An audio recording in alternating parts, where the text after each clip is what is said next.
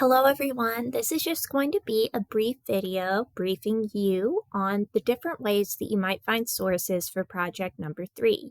Remember, project number 3 permits you to write about any topic of your interest. So you might think about what it is you plan to study at Wake Tech or continue to study from here at a university.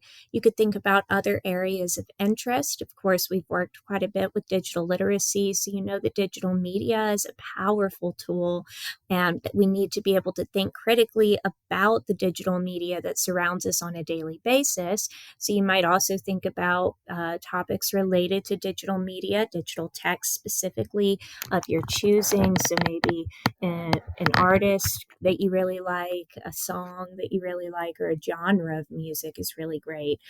So maybe researching the 3 effects of a genre of music that is of interest to you. These are just examples. You can write about absolutely anything you want. The confines are just that it is a topic of interest to you and that it is current. So you have to have sources that are published within the last 2 to 3 years. You have to have a minimum of 3 sources.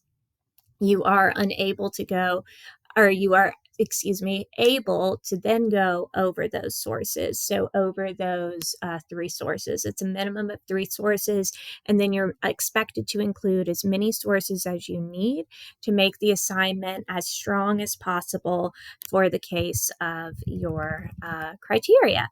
I wanted to just point you here to a couple of things on the library website.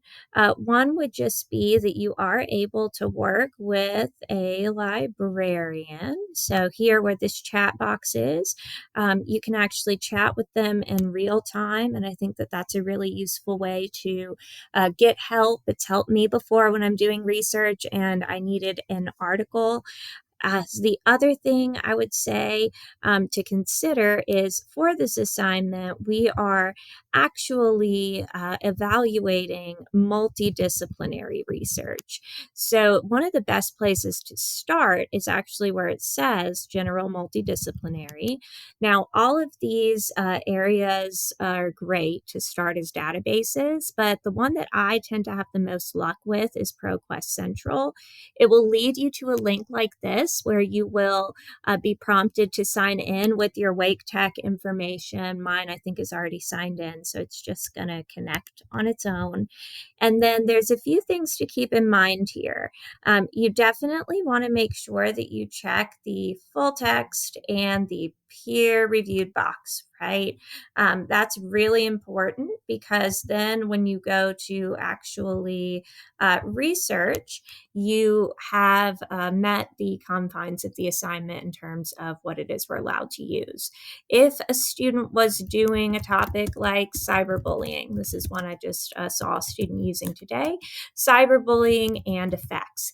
Their initial search would look something like this: cyberbullying and, in all caps, effects. You can make it that broad.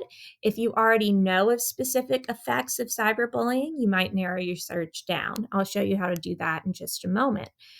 You will want to make sure that you again check limit to full text and peer reviewed on the left-hand side. You will then want to make sure that you check scholarly journals. Then what you want to do is make sure that you edit the date range. So you want to be within the last 2 to 3 years. I'm going to say 2022 to 2024. I think that's a fair guesstimate. And just hopefully this will narrow things down to where there's less results. Yay. And it did, right? So you can see there's 2,400 something results here as opposed to 600,000 something or whatever that astronomical number was at the start. Then what you would do is you would go through and actually click the full text PDF version and implement some of those annotating texts and also how to read a research article ideas from this week's readings into the articles themselves. Those concepts are meant to help you understand research-based articles. So this is just, of course, a brief overview. We'll be talking about this more in class. I would say, or in the class as the class progresses, I would say it's really useful as well to consider the abstract is a great place to look to get a general overview of an article, but I would argue an even stronger place is the discussion and conclusion section. So almost every article will have a discussion and conclusion section. And what that section operates as is just kind of a general consensus. What did the study come to? What was its conclusion? It's looking like this one's set up a little bit not conventional, but most of them will have clearly labeled.